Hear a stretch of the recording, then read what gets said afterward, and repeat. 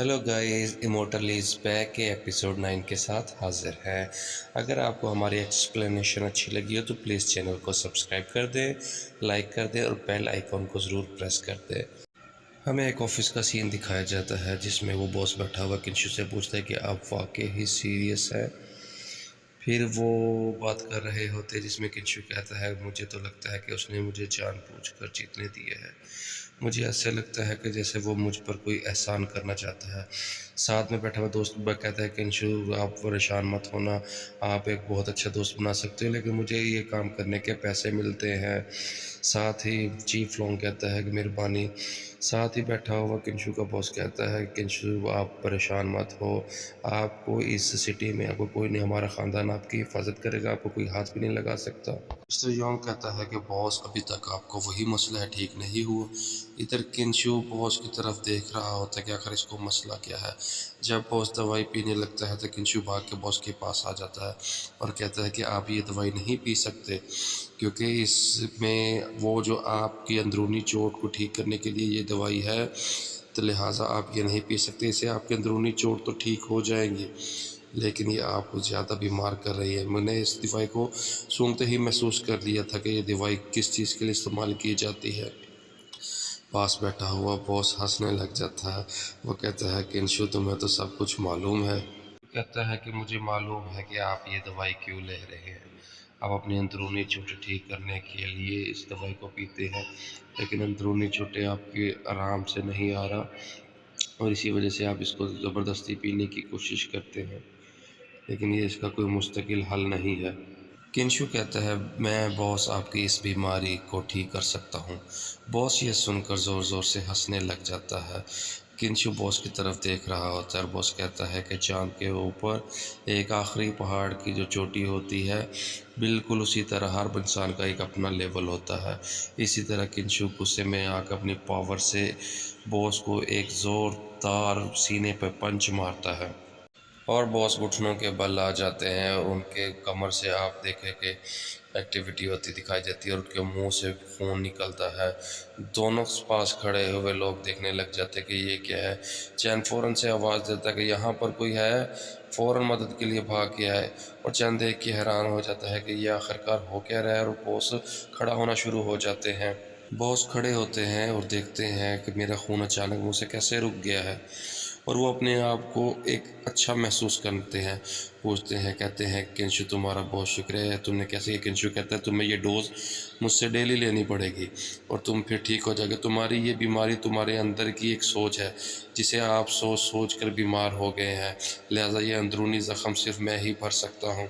किंशु boss को कहता है कि आप नहीं जानते कि मैं कौन हूँ, और जो मैं आपको इस बीमारी का नुस्खा दे रहा हूँ ये मैं आपको फ्री में नहीं दे रहा, मुझे इसके बदले कुछ चाहिए।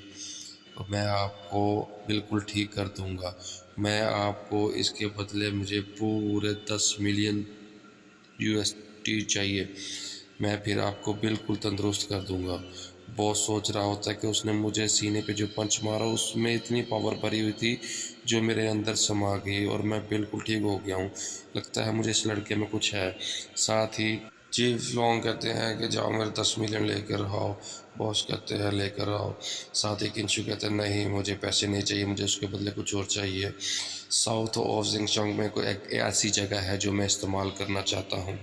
वैसे तो ये इलाका यहाँ से बहुत दूर है, लेकिन मैं आपके लिए कोई भी ऐसा मकाम दे सकता हूँ जो आपको चाहिए होगा, आप परेशान ना हो। किंशु से कहता है, किंशु कहता है ठीक है फिर आप एक कागज़ की शीट लेकर आए। किंशु कहता है लो जी ये तो फिनिश भी हो गया है।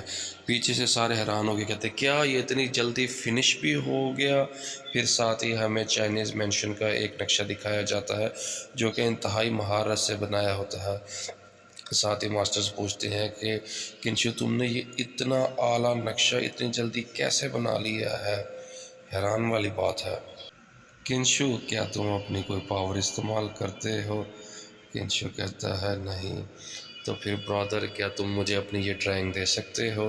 किंशु कहता हाँ ऑफ कोर्स ये तुम रख लो, मुझे इसमें कोई इंटरेस्ट नहीं, मैं तो इससे भी अच्छी बना सकता हूँ। किंशु को साथ ही कहता है कि आप परेशान हो, मैं आपको 10 मिलियन दूंगा, वो मेरा आपसे वादा है, वो मैंने आपको देने ही देने हैं। जी लोंग कहता है किंशु जब तक तुम्हारा दिल चाहता है तुम यहाँ पर रह सकते हो, जब तक ये बिल्डिंग कंप्लीट नहीं हो जाती तब तक तुम हमारे पास ही रहोगे। किंशु कहता है वाह तुम्हारा क्या बिजनेस का आइडिया है, लगता है तुम्हारी सोच बड़ी वसी है। चलो अब हवेली की तरफ चलते हैं और मुझे ये सब दिखाने का बहुत बहुत शुक्रिया। हमें यहाँ बहुत स्पीड से गुजरती हुई एक कार दिखाई जाती है और ये सब कार में बैठे हुए होते हैं। किंशु अपनी मॉम्स को एक मैसेज लिख रहा होता है जिसमें कह रहा था कि मॉम मैं अपने कमरे में सोने के लिए जा रहा हूँ। साथ ही लॉन्ग पूछता है कि ये लो तुम्हारा इनाम। इसमें सिम कार्ड भी डाल दिया है और इसका पासवर्ड 60 है। किंशु इसको रिसीव करता है और कहता है बहुत बहुत शुक्रिया। साथ ही लॉन्ग पूछता कहता है कि तुम जब चाहे मुझसे रब्ता कर सकते। मिस्टर लॉन्ग किंशु से पूछता है तुम्हारे फ्यूचर का क्या प्रोग्राम है भाई। साथ ही किंशु कहता है कि हाँ एक अच्छा बिजनेस करने का इरादा है, कोई भी एक अच्छा बिजनेस जैसे बाज़ार वगैरह में।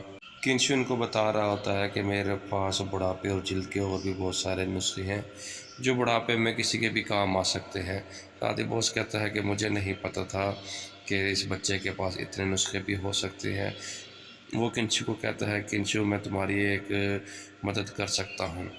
वो भाई को भी साथ कहता है कि भाई मैं इसको $100 मिलियन की सरमायाकारी के लिए इजाज़त दे सकता हूँ। तो किंशु कहता है क्या तुम मुझे एक स्पेशल बिजनेस ट्रेडिशन बनाना चाहते हो। तो वो कहते तुम गैस तो करो। साथ ही बैठा हुआ साथ दोस्त कहता है क्या इसके बिज़नेस की मैं देखभाल करूँगा।